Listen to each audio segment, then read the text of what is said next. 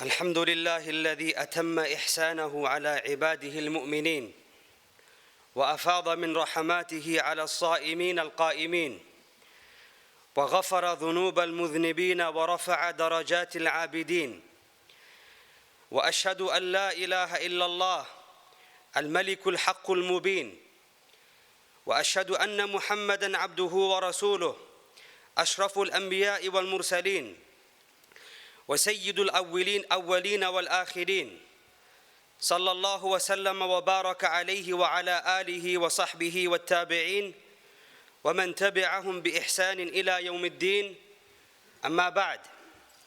My brothers and sisters, fear your Lord subhanahu wa ta'ala, obey him in secret and in public, be mindful of him at all times, and remember that he subhanahu wa ta'ala is above you, ever watchful, aware of your fasting, of your night prayer, and of all deeds.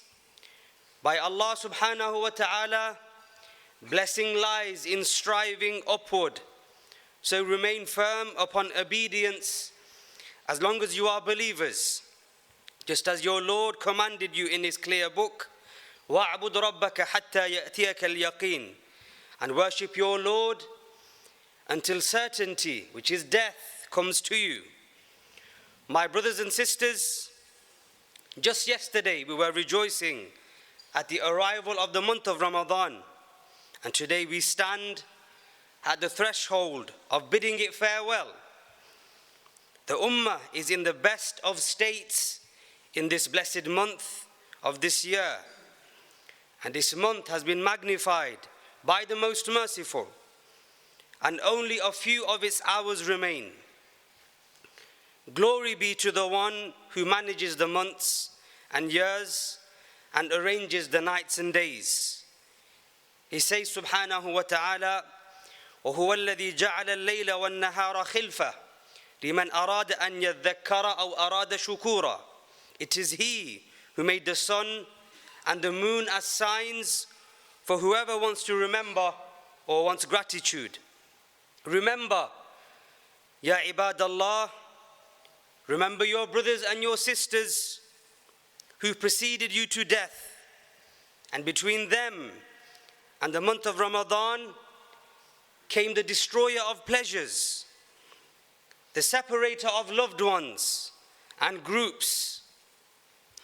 Then compare their interruption of good deeds with those who witnessed Ramadan but did not give it any value or weight, who stayed up at night on forbidden or disliked things, and they slept during the day instead of dhikr, instead of remembrance and tilawah and recitation.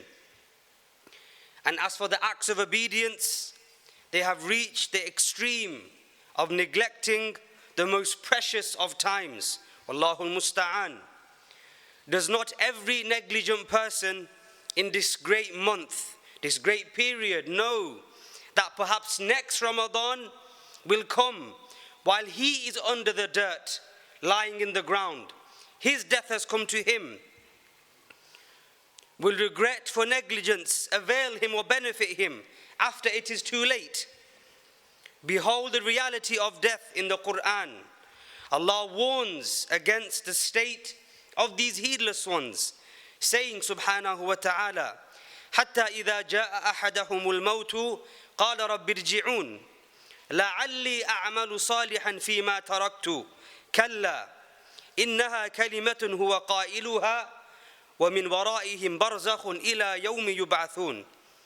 Until when death comes to one of them, then he says, my Lord, send me back that I might do righteousness in what I left behind. No, it is only a word he is saying, just words, and behind them is a barzakh, the next stage, until the day they are resurrected. And Allah subhanahu wa ta'ala, he mentions, وَأَنْفِقُوا مِمَّا رَزَقْنَاكُمْ مِنْ قَبْلِ أَنْ يَأْتِيَ أَحَدُكُمُ الْمَوْتُ فَيَقُولُ رَبِّي لَوْلَا أَخَّرْتَنِي إِلَى أَجَلٍ قَرِيبٍ فَأَصَّدَّقَ وَأَكُنْ مِنَ الصَّالِحِينَ. And spend from what we have provided for you before death comes to one of you. And he says, then, my Lord, if only you would delay me for a short term, so I could give charity and be among the righteous. But never will Allah delay a soul when its time has come, and Allah is acquainted with what you do. Likewise, Allah subhanahu wa ta'ala, He mentions, وَلَيْسَتِ التَّوْبَةُ لِلَّذِينَ يَعْمَلُونَ السَّيِّئَاتِ حَتَّى إِذَا حَضَرَ أَحَدَهُمُ الْمَوْتُ قَالَ إِنِّي تُبْتُ الْآنِ.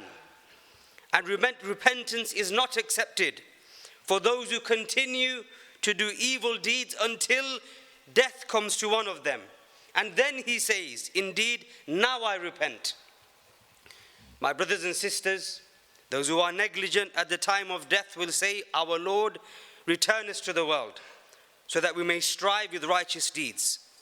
Will they return to the world to do these righteous deeds? No. They are held in a life of the barzakh, the realm between this world and resurrection. They'll be either in a garden of paradise or a pit of hell. If the people of the graves could speak, they would say to the living, take provisions, for the best provision is piety. My brothers and sisters, seize the remaining days of your month. Raise your hands in supplication to Allah subhanahu wa ta'ala. Call upon Him sincerely, devoting your religion to Him alone, so that you may be granted a moment of an answered prayer and attain Allah's favor and reward. Hasten to sincere repentance. Whoever among you has sinned, there is no better time to hope for Allah's forgiveness than in these blessed nights, in what remains of Ramadan. Then make a covenant with your Lord on the basis of maintaining obedience and continuing worship by preserving the obligatory duties and then increasing the number of optional acts. For these are the scales in the sight of Allah subhanahu wa ta'ala. He said, Jalla wa ala, Inna akramakum indallahi atqakum. Indeed, the most noble of you in the sight of Allah is the most righteous of you. And the Prophet sallallahu alaihi wasallam reported, as he relates from Allah subhanahu wa ta'ala in Hadith Qudsi, ما تقرب إلي عبدي بشيء أحب إلي مما افترضت عليه وما يزال عبدي يتقرب إلي بالنوافل حتى أحبه. My servant does not draw near to me with anything more beloved to me than what I have made obligatory upon him. And my servant continues to draw near to me with voluntary acts until I love him.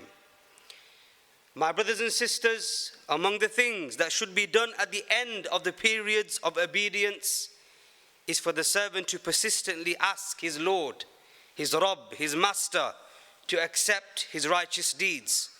For this is the practice of the righteous, the Salihin, and they are the chosen ones among the believers, as described by Allah subhanahu wa ta'ala when He said, those who give what they give while their hearts are fearful that they will return to their Lord, those are the ones who hasten to do good deeds, and they are the foremost in them. And Aisha radiallahu anha, as it occurs in the hadith with At-Tirmidhi, she asked the Prophet sallallahu alaihi wasallam about this verse. Who are they? Are they those who drink wine and steal, meaning they commit sins and then they hasten to their Lord? The Prophet sallallahu alaihi wasallam said, no, O daughter of As-Siddiq, but they are those who fast and they pray and they give in charity and they fear that it will not be accepted from them. Those are the ones who hasten to do good deeds, and they are the foremost in them. So ask yourself, my fasting brother and sister, are you among the happy or are you among the deprived? Have you preserved your fast from sins, safeguarded it, and perfected your night prayer? Will Allah subhanahu wa ta'ala accept it from you? Yahya ibn Abi Kathir, rahimahullah, he mentioned that from the supplications of the Salaf, they would say, Allahumma sallimni ila Ramadan, wa sallimli Ramadan, wa tasallamhu minni mutaqabbalan. Oh Allah, deliver me to Ramadan, deliver Ramadan to me, and accept it from me. Malik ibn Dinar, rahimahullah, said, the fear that one's deeds will not be accepted is more severe than the deeds themselves. And Abdul Aziz ibn Abi Rawad, rahimahullah, he mentioned that he saw the Salaf, I saw them striving in righteous deeds. Once they did them, they were filled with worry. Would it be accepted from them or not? And this was the hal of our pious predecessors. Barakallahu li wa lakum fi Ramadan wa wafaqna fihi lil qabuli wal ridwan. أقول ما سمعتم وأستغفر الله لي ولكم فاستغفروه إنه هو الغفور الرحيم. الحمد لله والصلاة والسلام على رسول الله وعلى آله وصحبه ومن والاه أما بعد. My brothers and sisters, know that your enemy, Shaitan, is chained and humiliated during this blessed month of Ramadan. He cannot reach you or do what he usually would do. So summon your resolve and strengthen your determination that when Ramadan departs and releases this group, the shayateen, to strive against them throughout the year. Indeed, throughout your entire lives rather. So that he does not turn you away from obeying your Lord, nor tempt you away from your religion, nor corrupt what has been set right in your affairs. Allah subhanahu wa ta'ala, he mentions, وَلَا تَتَّبِعُوا خُطُوَاتِ الشَّيْطَانِ إِنَّهُ لَكُمْ عَدُوٌ مُبِينٌ. And do not follow the footsteps of the shaitan. Indeed, he is to you a clear enemy. And he said, جَلَّ جَلَالُهُ الشَّيْطَانُ يَعِدُكُمُ الْفَقْرَ وَيَأْمُرُكُمْ بِالْفَحْشَاءِ وَاللَّهُ يَعِدُكُمْ مَغْفِرَةً مِّنْهُ وَفَضْلًا وَاللَّهُ وَاسِعٌ عَلِيمٌ. Shaitan threatens you with poverty and commands you with immorality and wickedness, while Allah promises you forgiveness from him and bounty, and Allah is all-encompassing and knowing. Likewise, Allah subhanahu wa ta'ala, he mentions, إِنَّ الشَّيْطَانَ لَكُمْ عَدُوٌّ فَاتَّخِذُوهُ عَدُوًّا إِنَّمَا يَدْعُو حِزْبَهُ لِيَكُونُوا مِنْ أَصْحَابِ السَّعِيدِ. Indeed, Shaitan is an enemy to you, so take him as an enemy. He only invites his party to be among the companions of the blazing fire. May Allah subhanahu wa ta'ala save us from his punishment and his adhab. Fear Allah, ya ibadallah, and draw near to him by doing what he loves and what he is pleased with, and be mindful of your standing before the Most High. Allah subhanahu wa ta'ala, he stated, on the day when every person will be confronted with all the good he has done and all the evil he has done, he will wish that there were a great distance between him and his evil. And Allah warns you against himself, meaning his punishment. And Allah is full of kindness to his slaves. My brothers and sisters, our sins are heavy upon us, our shortcomings evident.